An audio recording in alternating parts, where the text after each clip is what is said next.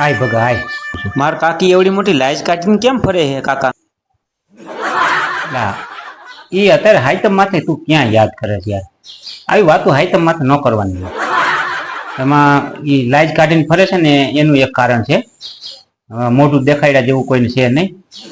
હવે તને શું વાત કરું, આપણે ટીડી કાકી આપણે બધાને ઠૂઠે ન ચડાયા ગામમાં.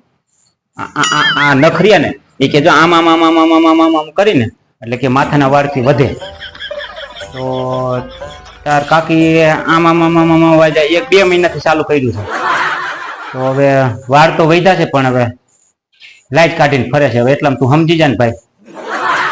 હા બધે આવડા કોટા ફૂટા જાય બધે.